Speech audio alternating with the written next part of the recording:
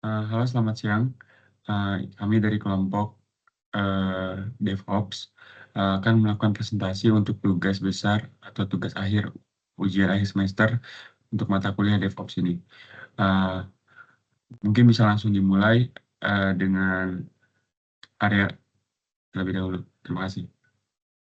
Oke, terima kasih atas waktunya. Mungkin dari Ariel boleh minta tolong dilihatin untuk folder file Docker Compose-nya. Oke, nah di dalam folder Docker Compose ini ada beberapa service yang dijalankan atau kontainer. Yang pertama ada kontainer Nginx untuk web server, kemudian ada kontainer PHP untuk bahasa PHP-nya, kemudian kontainer MySQL untuk database-nya. Kemudian juga dibuatkan sebuah volume bernama MySQL Data untuk menyimpan data dari database. Kemudian ada networks-nya di sini, dibuat network baru dengan nama Laravel Network dengan drivernya Bridge. Oke, habis itu mungkin lebih detail ke Docker file-nya. Boleh minta tolong.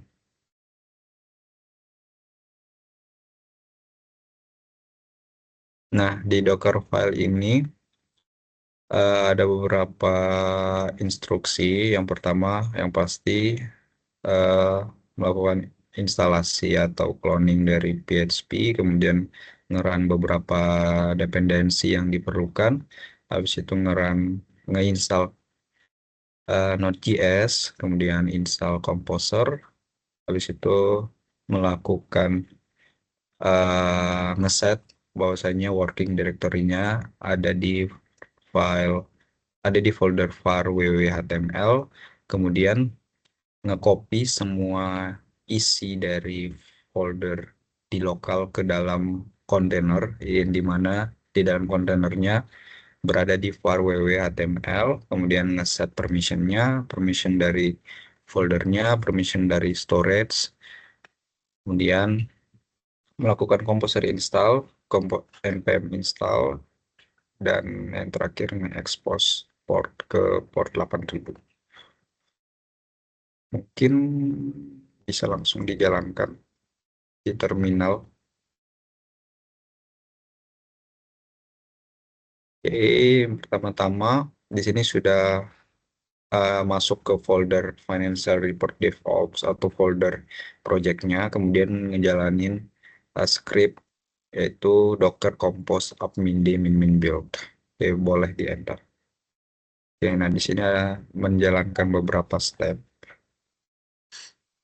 yang sudah diperlihatkan tadi di Docker Compose dan Docker File.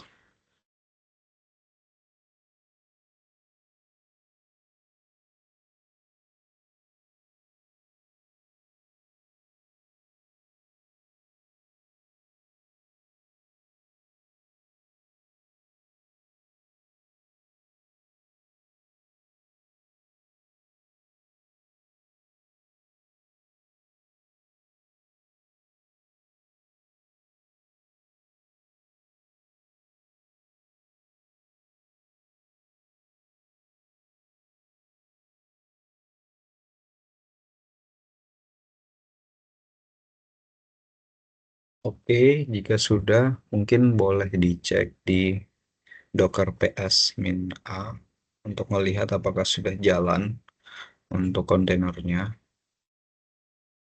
Docker ps-a. Oke.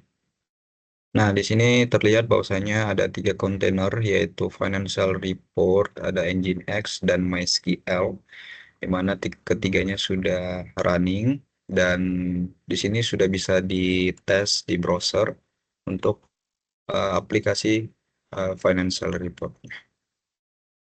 Boleh di reload. Nah, ini udah jalan di lokal, di mana ini sebenarnya ngambil servernya dari di dalam kontainernya gitu.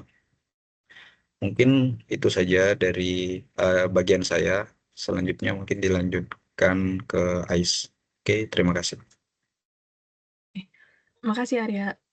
Selanjutnya itu bagian saya adalah untuk tentang konfigurasi workflow CI/CD pada GitHub Action agar dapat melakukan push pada Docker Hub.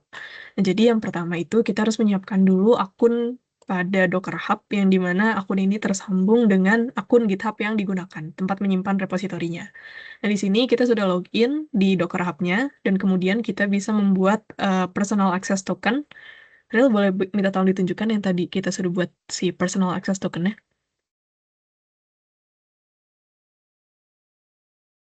Ah, selanjutnya setelah kita buat si personal access token itu, kita akan masukkan ke dalam secrets di sini di setting repositorinya, di mana kita membuat ada 2 secret baru, yaitu ada Docker password, di mana isinya adalah yang personal access token tadi, dan juga Docker username, di mana isinya adalah username dari Docker Hub yang digunakan.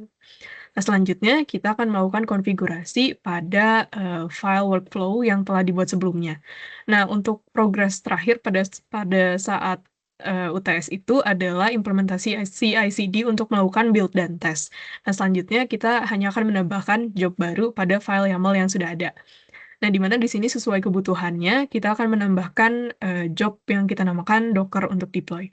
Di mana untuk step-stepnya itu, pertama, dia akan ngambil kode dari branch actions dan checkout, dan kemudian dia akan melakukan login ke Docker Hub sesuai dengan username dan password yang tadi telah kita masukkan ke dalam secrets-nya, dan kemudian dia akan melakukan build dan push sesuai image yang sudah ada di repository tersebut.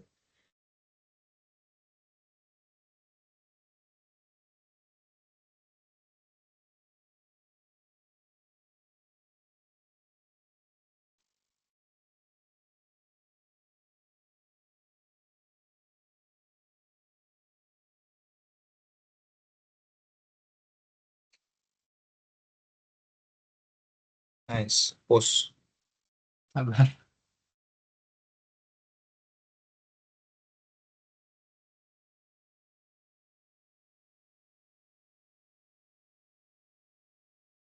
Oke.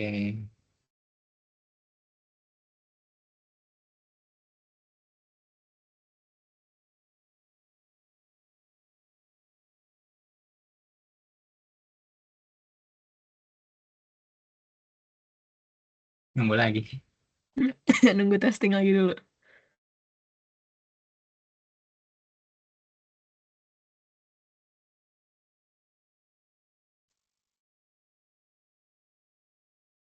Sebenarnya dia workflow filenya bisa 2 nggak sih?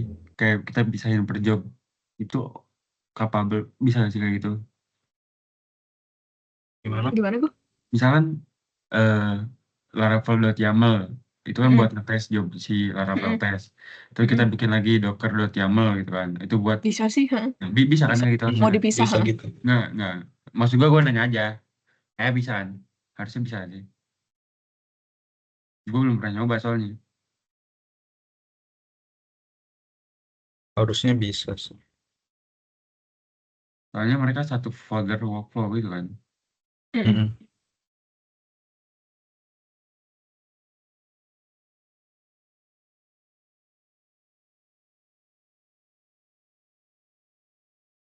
Hmm.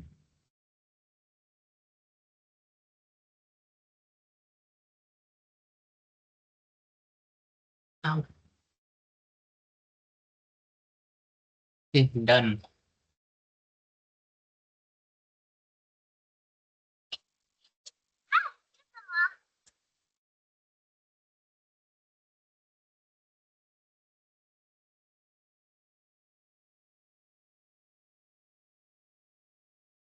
Nah, ini bisa nih.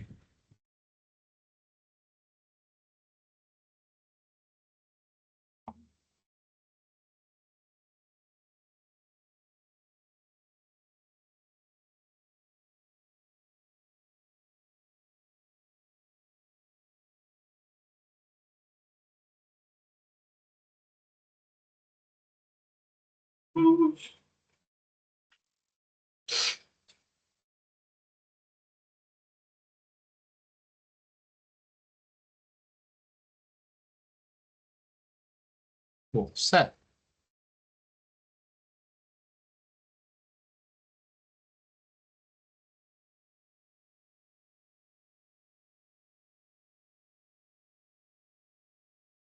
Tidak. Banyak banget.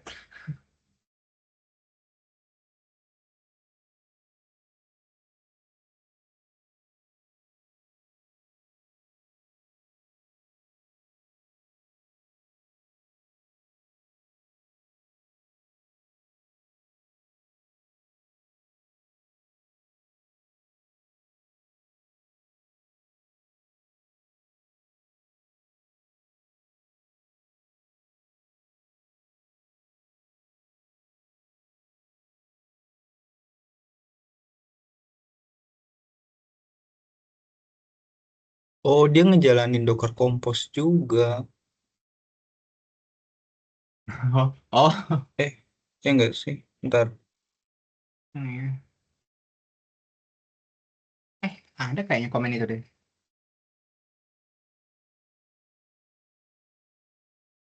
Oh, enggak, Oh, enggak. bentar. Enggak. Salah lihat ini sonar. Nah, udah. Ya, lanjut guys. Coba cek di Docker Hub-nya, Ril. Ada kebuat repo nggak?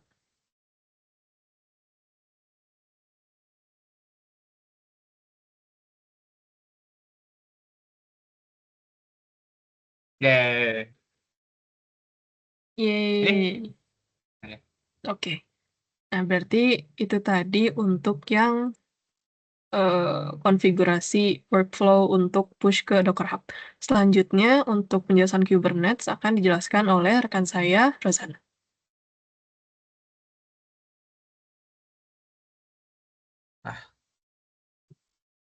Oke, baik. Selanjutnya di sini saya akan menjelaskan tentang skrip saya, yaitu tugas ketiga ya.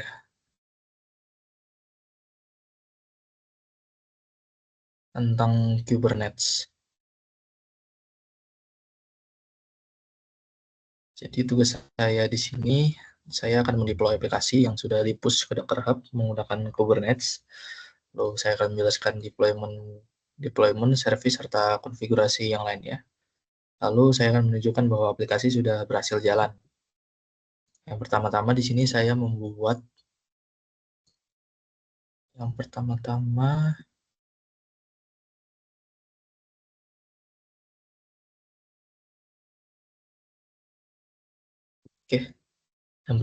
di sini saya membuat sebuah deployment YAML dengan versi 1. Di sini saya mengambil image dari yang sudah di-deploy oleh Mbak Aisyah barusan. Lalu habis itu saya set container portnya ke 8000 dikarenakan bawaan image-nya itu 8000. Lalu habis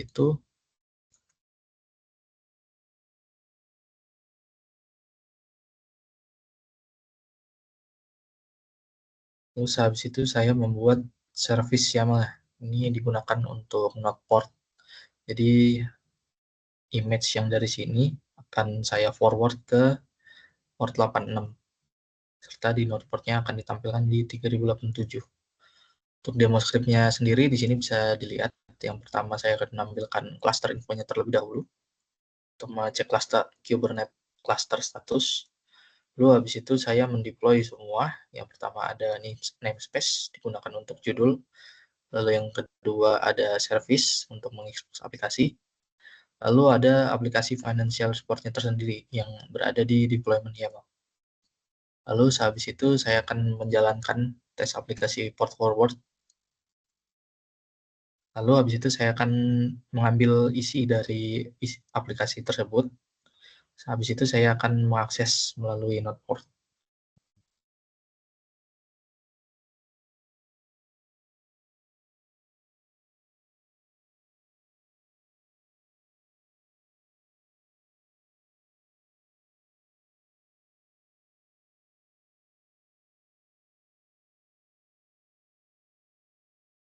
Di sini bisa dilihat tentang log-lognya. Yang pertama ada mengecek cluster status ya. Untuk Kubernetes-nya itu jalan di port 6443. Lalu untuk DNS-nya juga sama. Untuk testing aplikasi. Port besar ini. Oh, aplikasi masih pending. Saya rerun kembali.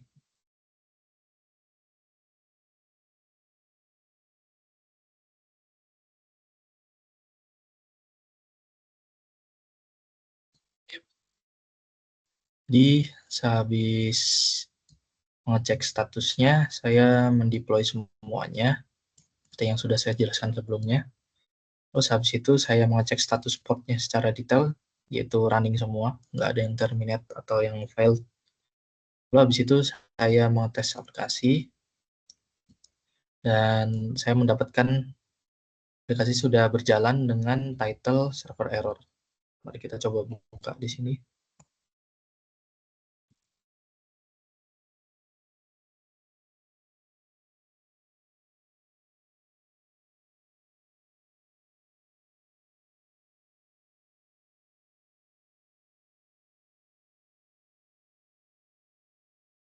Baik, aplikasinya sudah berjalan dengan tampilan seperti ini, yaitu server error. Ini itu saja dari saya, terima kasih. Untuk selanjutnya bisa dilanjutkan.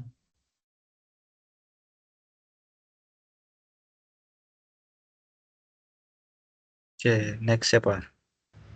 Baik, saya akan menjelaskan dulu. Pertama, ke apa tuh Ansible ini sebuah alat otomasi open source yang digunakan untuk mengelola konfigurasi sistem, mengotomasi deployment aplikasi, menjalankan tugas rutin, sama dirancang oleh Red Hat dan sangat populer sekali di dunia DevOps karena sederhana, powerful, dan agentless. Nah, syarat penggunaan untuk Ansible ini, yang pertama, kita akan menjalankan dulu di bagian ini. Ntar, biar gue ini kan.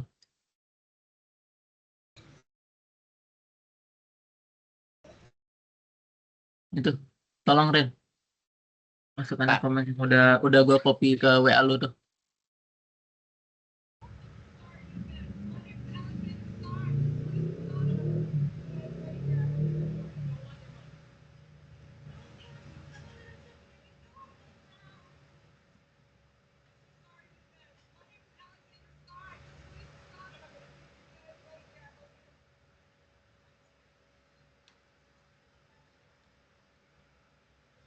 Baik, bisa dimasukkan juga passwordnya dulu.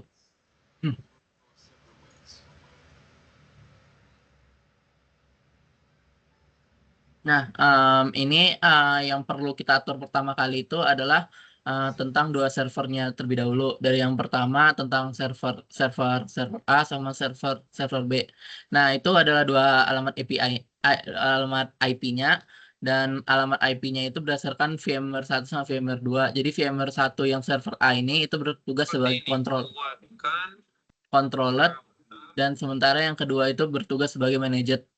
Nah, yang untuk penamaan server A sama server B itu bisa diatur custom aja, sama yang penamaan domainnya juga bisa diatur custom aja dengan server A.test bisa aja diganti dari server A online atau server A bebas aja gitu.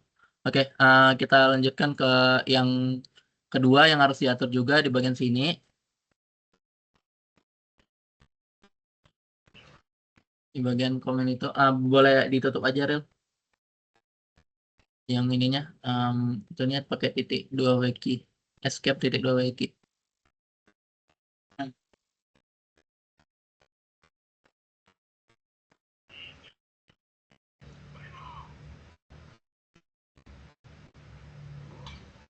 Oke, kita lanjut ke bagian kedua yang harus diatur juga adalah CSG-nya.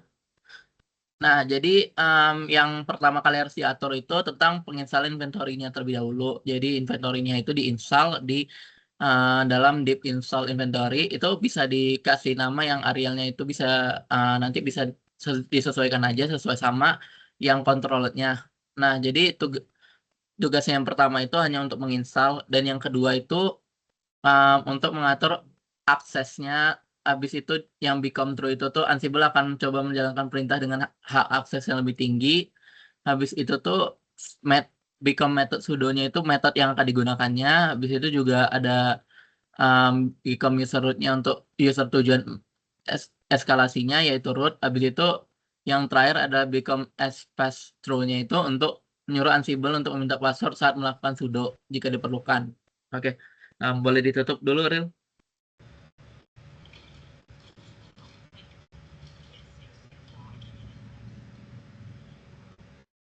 Baik, kita lanjut. Nah, ini ada bagian inventory-nya. Sebentar, boleh. Oke. Nah, udah tolong dimasukin komen yang itu.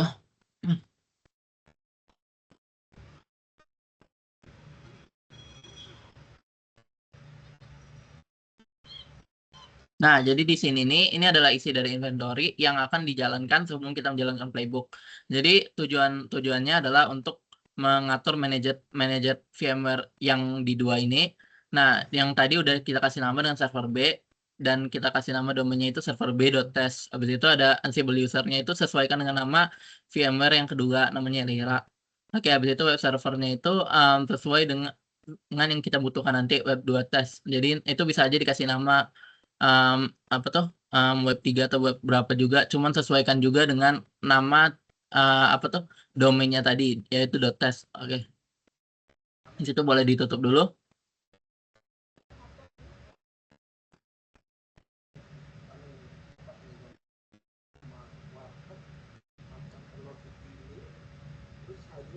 Boleh teman masukkan komen yang ini. Oke. Sudah nano tadi itu.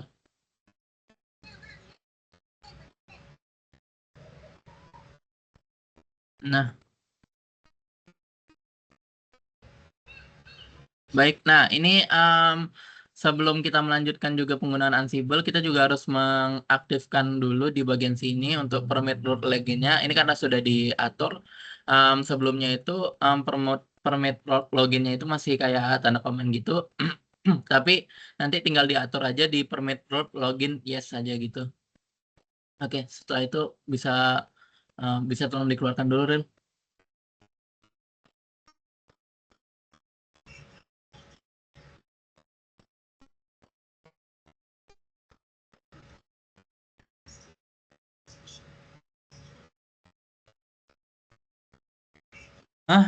Gimana? Gimana Apa? keluar? Oh, ini escape. Apa tuh tadi yang lo lakuin tadi tuh lah, Ctrl X. Ctrl X, Y. Habis itu enter. Enter.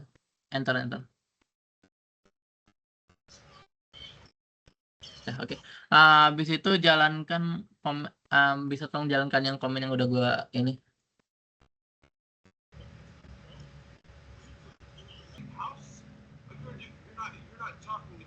SH siapa lagi? Masukkan ini aja yang punya lu aja. Sama aja sih. Nah, oke, bisa kita lihat di sini. Ini komen yang tadi ada kesalahan. Ini komen yang untuk memindahkan. Jadi ini untuk memindahkan akses yang manajer domainnya dan juga untuk mengaktifkannya juga. Untuk menguji konektivitas dan mengidentifikasi nama host pada grup dev. Habis itu juga kalau kita login sebagai Lyra, coba tolong Ril jalankan komen yang ini sebentar ya. Di ini aja di VMware 1 aja, di VMware 1. Itu komennya tolong.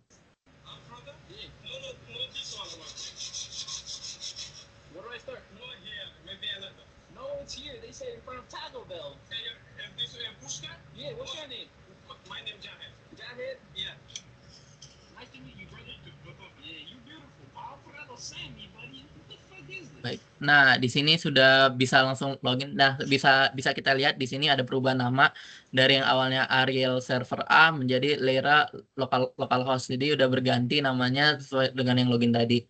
Oke, mungkin bisa boleh di lockout dulu dengan ini, ketik exit aja. Ketik di terminalnya, langsung exit gitu aja. Oke, dah. Oke, mungkin itu saja dari saya. Mungkin kita lanjutkan ke bagian playbooknya yang akan dijelaskan oleh Naufal Daki. Mungkin kepada Naufal Daki, kalau bisa dilanjutkan. Nah, ini merupakan playbook dari Ansible. Di dalam playbook ini itu ada beberapa vars dan tags yang harus diisi. Yang pertama itu bagian vars itu isinya itu repo URL yang dituju, yang URL nantinya bakal disambungkan Ansible-nya. Terus yang di tags ini itu berupa untuk seperti instalan apa saja yang diperlukan untuk nanti Ansible-nya bisa berjalan. Salah satunya ada install IPL, terus ada install REMI, install PHP 8.2. Untuk PHP-nya disesuaikan dengan versi Laravel yang ada di GitHub-nya. Jadi itu playbook ini tuh fungsinya itu kurang lebih jadi semisal kita punya banyak server, itu jadi cuman untuk settingannya itu cuman fokus sama satu settingan. Nah, salah satu settingannya itu adalah yang ada di settingan playbook YAML. Jadi semisalnya ada perubahan update server, jadi tidak perlu satu-satu gitu. Jadi harus tinggal mengubah si playbook YAML ini, otomatis semua server yang terhubung sama si Ansible playbook ini bakal ke-update otomatis. Untuk selanjutnya kita langsung saja running command-nya. Boleh langsung ke command-nya, Ril?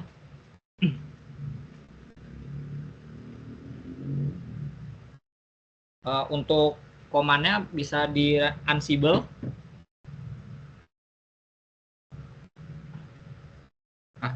Apa? Ansible. Di enter, Ril. Setelah playbook YAML langsung dijalankan, selanjutnya dapat diakses di manager yang ada di VMware keduanya. Ril bisa pindah dulu ke ke VMware yang sebelahnya.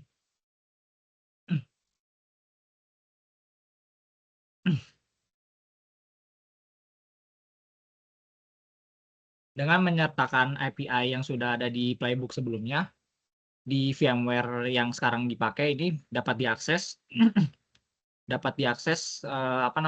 diakses GitHub-nya melalui Ansible server yang sudah dibuat tadi. Bisa. Nah, ini merupakan Ansible atau GitHub yang dijalankan dari server Ansible-nya. Jadi di server Ansible ini kurang lebih hasil-hasilnya itu mirip sama yang ada di GitHub. Hanya saja jalannya si website-nya ini melalui server yang tadi disetting di Ansible, yang sudah disetting di Ansible tadi sebelumnya. Mungkin itu saja ke penjelasan dari Ansible. Mungkin boleh dilanjutkan dari ini Prometheus mungkin. Oke. Baik, terima kasih. Di sini saya akan melanjutkan presentasi dan akan menjelaskan tentang Prometheus. Jadi Prometheus itu adalah suatu service yang digunakan untuk memonitoring kinerja dari server.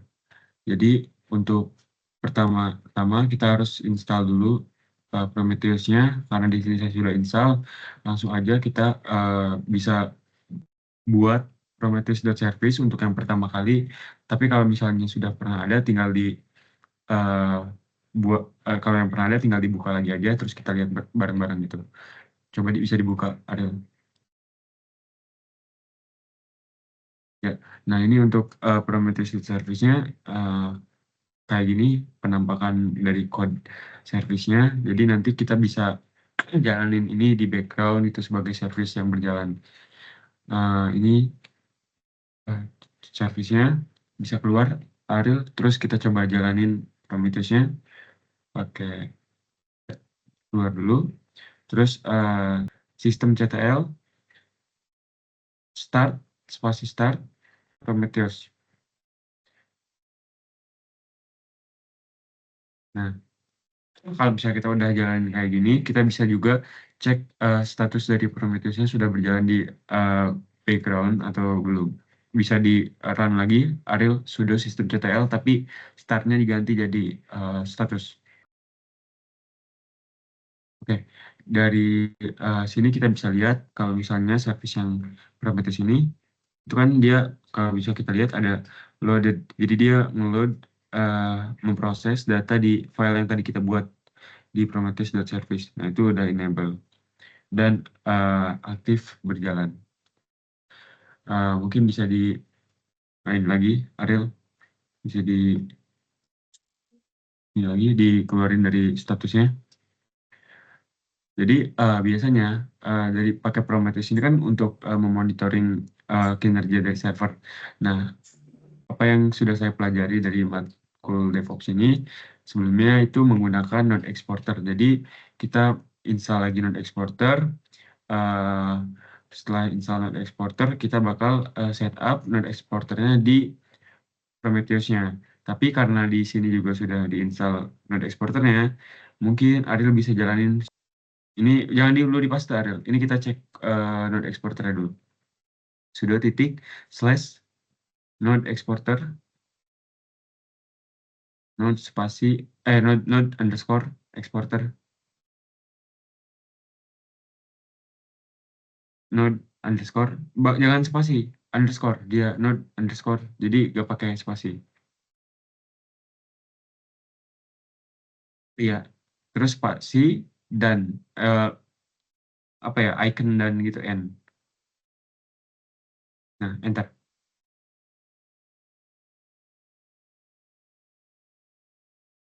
Udah?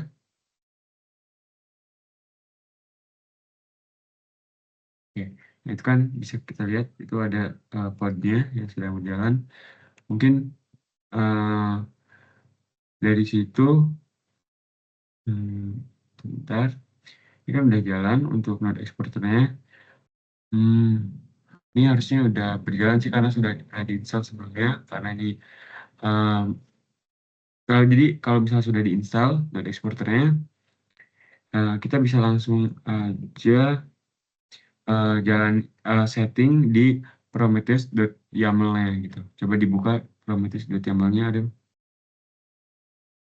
Nah, jadi ini kan prometheus.yaml-nya.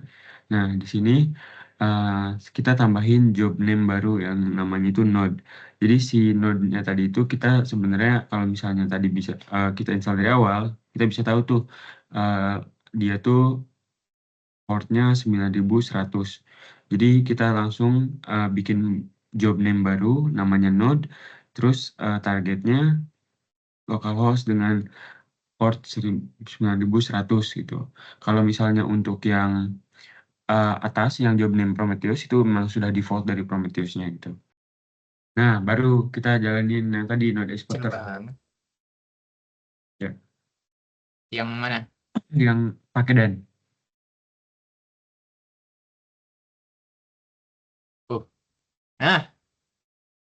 Ini Jalan kan? Ya, jalan. Nah, misalkan sudah jalan kayak gini, bisa node exporter kan sudah jalan, kita bisa langsung buka lagi browsernya dan coba di run yang 9100. Nah, baru sekarang sudah dijalankan node exporternya, kita bisa akses di port 9100. Tapi mungkin itu kan tadi jalannya bukan di background. Nanti mungkin nextnya itu kalau misalnya kita benar-benar harus jalanin selalu exporternya, kita alangkah baiknya membuat service buat node exporternya kayak tadi yang Prometheus kan kita buat service dan dia berjalan di belakang layar. Tapi kalau misalnya node exporter, kita langsung run dari itunya. Nah, ini udah berhasil, node exporter sudah jalan, jadi mungkin tinggal dilanjutkan ke Ariel untuk penjelasan tentang Grafana dan membuat visualisasi dari data Prometheus dan node exporternya. Terima kasih. Baik, saya akan mempresentasikan tentang Grafana yang dilanjutkan dari tugasnya Tangguh. Yang pertama, di sini sudah tampil untuk Grafana-nya karena sudah terinstall di device saya. Pertama itu untuk men-setup Grafana-nya kita ada di tab new connection dan menulis Prometheus. Nah, yang ini. Tapi dikarenakan sudah ada, jadi kita lanjut aja. Sini kita akan membuat dashboard. Dashboard. Nah, untuk di sini kita akan membuatnya akan jadi seperti ini. Di sini kita bisa melihat banyak visualisasi tergantung metrik yang akan kita berikan. Pertama, kita bisa edit untuk dashboardnya di bagian sini. Ada banyak pengaturan. Tapi yang kita akan fokuskan di sini yaitu metrik. Kita coba satu untuk duration. Oh, bentar, request duration. Oke, kita bikin duration second count. Nah, terus kita bikin, karena websitenya belum lama dipakai, jadi kita bikin last 5 minute boleh. Nah, di sini sudah tampak untuk metriknya, hasil metriknya. Oke, kita bisa save ini.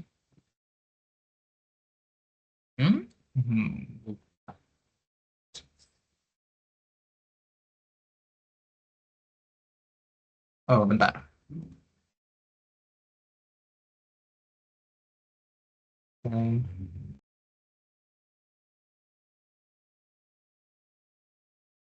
Potential reports.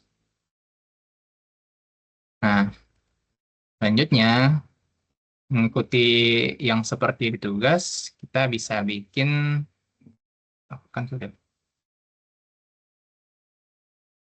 Nah, kita kan sudah bikin, kita akan bikin yang lebih detail lagi, yaitu yang dengan bentuk seperti ini. Nah, caranya mudah.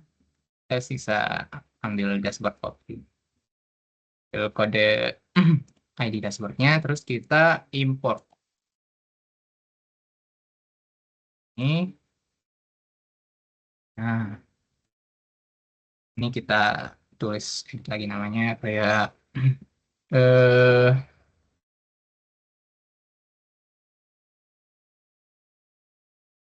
oke. Nah, di sini kita menambahkan dashboard yang sudah diimport untuk visualisasi yang seperti ini. Selanjutnya kita memilih formatasi yang seperti ini. Oke, kita import dan muncul seperti ini. Nah, untuk melihat detailnya lebih lama, kita bisa